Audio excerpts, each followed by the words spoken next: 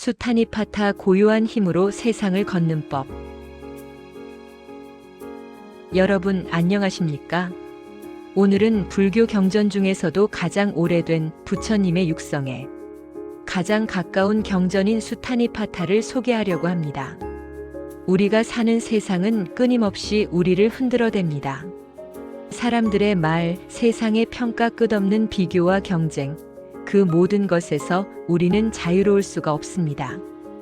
이런 혼란스럽고 고통이 가득한 세상에서 우리가 흔들리지 않고 고요히 자신을 지키는 길이 있을까요? 오늘은 수타니파타에서 고요한 힘으로 세상을 걷는 법을 찾아보려고 합니다. 수타니파타라는 책 제목이 익숙하신 분도 계실 것이고 생소하신 분도 계실 거예요. 팔리어로 수타는 경전, 니파타는 모음을 뜻합니다. 말 그대로 부처님의 말씀을 모아놓은 책입니다. 이 경전이 특별한 이유는 부처님께서 깨달음을 얻으신 후 제자들과 나눈 가장 초기의 대화들이 담겨 있기 때문입니다. 기원전 3세기 아소카 왕 시대 이전에 이미 존재했던 이 경전에는 어려운 불교 용어나 복잡한 철학이 없습니다. 대신 순박하고 단순한 그러나 깊은 울림이 있는 구절들이 반복됩니다. 비록 어떤 경전은 제가 이해하기 어려운 부분도 있었음에도 불구하고 읽고 있으면 마치 새벽 숲속을 걷는 것처럼 맑고 청정한 기운을 느낄 수 있었습니다. 저는 여기에서 전체 경전을 다 소개하지는 못하고 그중 일부분을 소개하려고 합니다.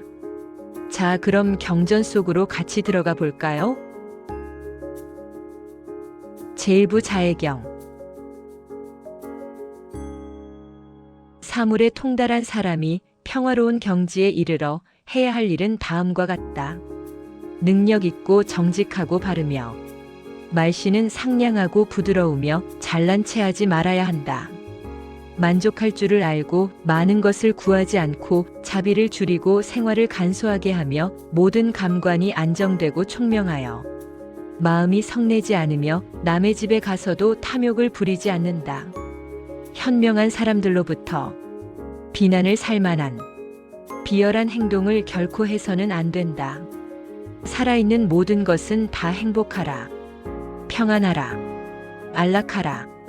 어떠한 생물일지라도 약하거나 강하고 굳세거나 그리고 긴 것이건 짧은 것이건 중간치건 굵은 것이건 가는 것이건 또는 작은 것이건 큰 것이건 눈에 보이는 것이나 보이지 않는 것이나 멀리 살고 있는 것이나 가까이 살고 있는 것이나 이미 태어난 것이나 앞으로 태어날 것이나 살아있는 모든 것은 다 행복하라.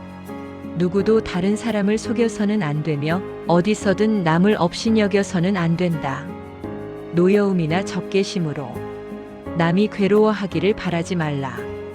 어머니가 목숨 걸고 외아들을 보호하듯 그와 같이 모든 살아있는 것들에 대해 한량 없는 자애의 마음을 내라. 온 세상에 대해 한량 없는 자애의 마음을 내라. 위로 아래로 옆으로 장애 없이 원한 없이 적애 없이 서 있을 때나 걸어갈 때나 앉아 있을 때나 누워 있을 때나 잠들지 않는 한 이 자애의 마음을 굳게 지녀라. 이것을 여기서는 최고의 경지라고 한다. 자해경의 첫 부분은 우리가 어떤 사람으로 살아가야 하는지를 알려줍니다. 부처님께서 말씀하신 그 사람은 유능하지만 겸손하고 가진 것에 만족하며 사사로운 욕심에도 흔들리지 않는 사람입니다. 그리고 남을 해치거나 비열한 행동을 하지 않는 사람입니다. 그리고 이어서 살아있는 모든 것은 행복하여라 하고 말씀하시고 계신데요. 때로는 우리가 이토록 애를 쓰면서 살아가는 삶이 정말 행복을 위한 삶인지 의문이 들 때가 있는 것 같아요. 그럴 때면 어느 누구이건 어떤 생물이건 간에 행복하여라 하고 말씀하신 그 내용을 기억해야겠습니다. 우리는 때때로 묻습니다. 이렇게 애쓰며 사는 이 삶이 과연 행복을 위한 걸까? 그럴 때마다 떠올려야 합니다. 살아있는 모든 것은 행복하여라 하시는 부처님의 이 말씀을요. 그리고 또한 자해경에서 눈에 띄는 대목은 어머니가 목숨 걸고 외아들을 보호하듯이 모든 살아있는 것에 대해 한량없는 자애의 마음을 내어라 라고 하는 말씀입니다. 때로는 우리의 자애의 대상이 선택적이지는 않았는지 생각해보게 하는 부분인 것 같아요.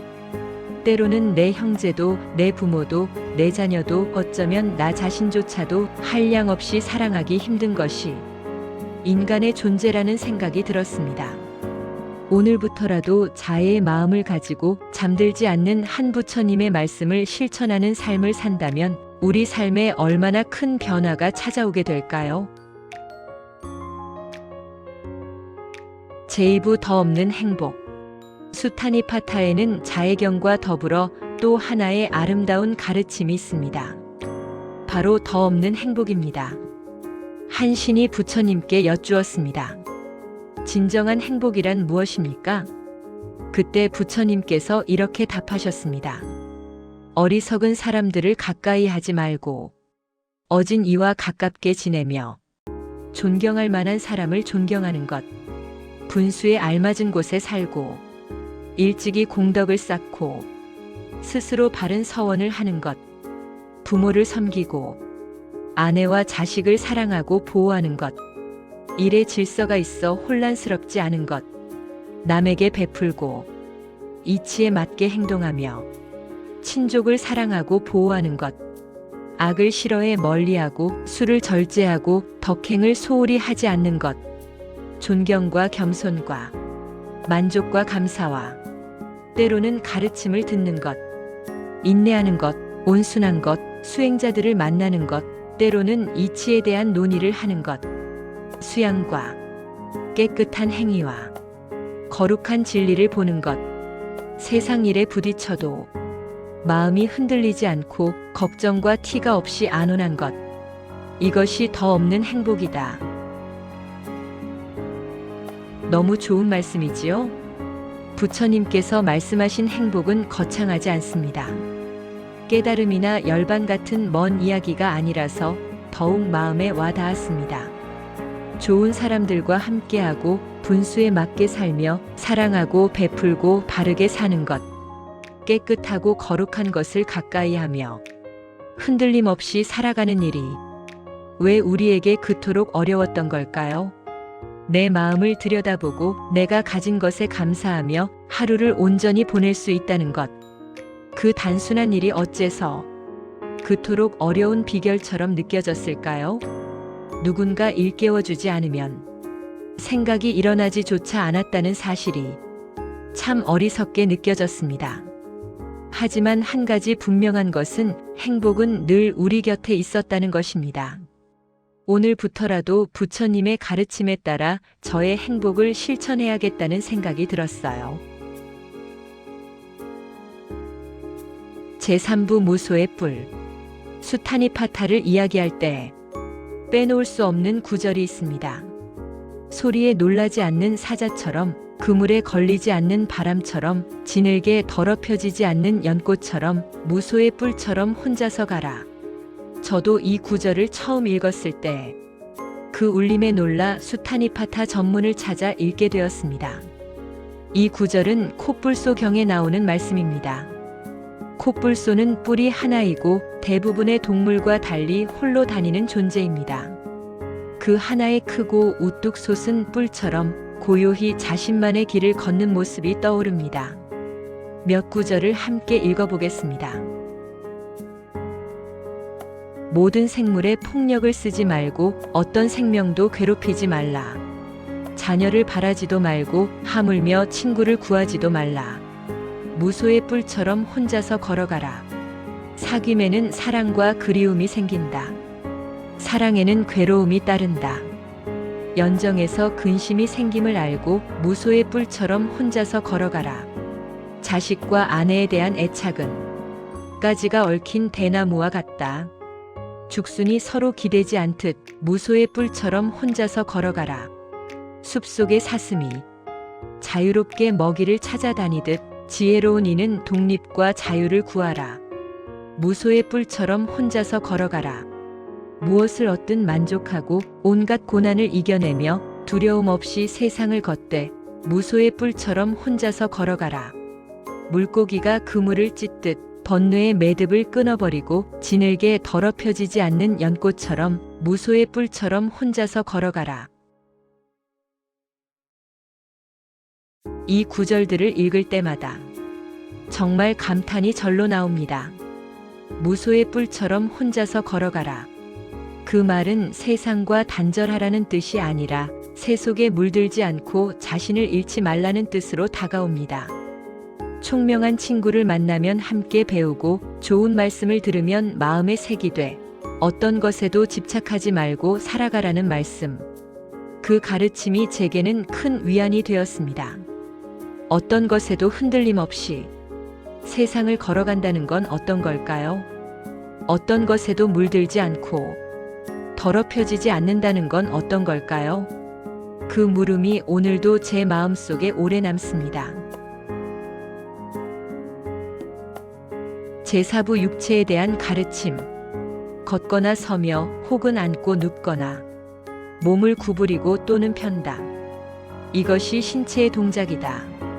신체는 뼈와 힘줄로 연결되어 있고 내 피와 살과 살갗으로 덮여져 있는 그대로 볼 수는 없다. 신체 내부는 내장과 위로 가득 차 있고 간장, 방광, 심장, 폐장, 신장, 비장이 있다. 콧물, 점액, 진물, 지방, 피, 관절액, 담즙, 기름이 있다. 또 그 9 구멍에서는 항상 더러운 것이 흘러나온다. 또 죽어서 몸이 쓰러졌을 때에는 부어서 검푸르게 되고 무덤에 버려져 친척도 그것을 돌보지 않는다. 이 세상에서 지혜로운 수행자는 깨달은 사람의 말씀을 듣고 그것을 완전히 이해한다. 왜냐하면 그는 있는 그대로 보기 때문이다. 저 죽은 시체도 살아있는 이 몸뚱이와 같은 것이 있다. 살아있는 이 몸뚱이도 죽은 저 시체처럼 될 것이다. 따라서 몸에 대한 욕망에서 떠나야 한다. 이런 몸뚱이를 가지고 있으면서 자신을 훌륭한 것으로 알고 또 남을 업신여긴다면 그는 소경이 아니고 무엇이겠는가? 우리는 우리 육체를 어떻게 바라봐야 할까요? 부처님은 우리 육체에 대해서 어떤 가르침을 주셨을까요? 이 의문이 육체경을 읽게 된 동기였습니다. 이 경에는 우리의 육체가 상당히 직설적이고 불쾌한 방식으로 묘사되어 있습니다. 아마 이것은 우리가 생각하는 육체는 우리가 생각하는 것처럼 집착할 대상이 아니고 죽은 후에는 한낱 흙으로 자연으로 돌아가는 존재임을 일깨워주기 위함인 것 같습니다.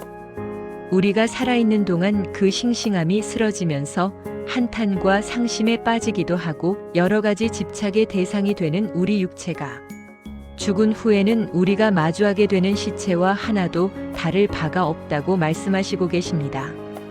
우리는 우리의 영혼보다는 늘 우리 눈에 보이는 육체에 집착할 수밖에 없는 존재입니다. 이런 하찮은 육체를 가지고 있으면서 영혼을 더럽히는 행동을 하는 우리의 모습을 말씀하십니다. 우리는 육체에 집착하면서 늙는 것, 병 드는 것, 죽음까지도 부정하게 되는데요. 우리가 그 집착과 착각에서 벗어나게 되면 삶이 더 가벼워지고 진실을 있는 그대로 받아들일 수 있는 것입니다. 이 경은 뼈와 살과 내장으로 이루어져 있는 우리 몸을 받아들이고 그 속에서 자연의 논리를 일깨워주고 있는 것입니다. 또한 이러한 진실을 받아들일 때 역설적으로 우리는 자유로워집니다. 젊음을 잃는다고 절망하지 않고 주름이 생긴다고 불행해하지 않으며 육체의 한계를 자연스럽게 받아들일 수 있게 되는 것입니다. 이 가르침을 통해 부처님께서 우리에게 전하고 싶으셨던 것은 무엇일까요? 육체는 소중하지만 그것이 나의 전부가 아니라는 것. 육체는 도구이지 목적이 아니라는 것. 그리고 육체를 있는 그대로 볼 때 비로소 우리는 그것에 휘둘리지 않고 지혜롭게 살 수 있다는 것입니다. 마무리하며 오늘 우리는 수타니파타의 몇 구절을 함께 읽었습니다. 수타니파타는 총 5장 71경으로 구성되어 있습니다. 각 경은 각기 다른 주제로 구성되어 있어서 우리에게 필요한 내용을 찾아서 읽으셔도 좋을 것 같습니다. 2500년 전 인도의 숲에서 부처님께서 제자들에게 하신 말씀이 지금 여기 우리에게도 여전히 유효합니다. 아니, 어쩌면 복잡하고 혼란스러운 현대 사회를 살아가는 우리에게 더욱 절실한 가르침인지도 모릅니다. 난해한 철학도 복잡한 이론도 없습니다. 그저 단순하고 순박한 말씀들입니다. 하지만 그 단순함 속에 깊은 진리가 담겨 있습니다. 만족할 줄 알고 욕심내지 않고 모든 생명을 사랑하며 일상 속에서 행복을 찾고 세상 속에 있되 물들지 않는 살. 이것이 수타니파타가 우리에게 전하는 메시지입니다. 오늘 하루 이 경전의 한 구절이라도 여러분의 마음속에 남아있기를 바랍니다. 그리고 그 말씀이 여러분의 삶 속에서 작은 빛이 되어주기를 소망합니다. 살아있는 모든 것은 다 행복하라. 그리고 어머니가 외아들을 목숨 걸고 지키듯 모든 생명에게 한량없는 사랑을 내어라. 수타니파타였습니다. 경청해 주셔서 감사합니다.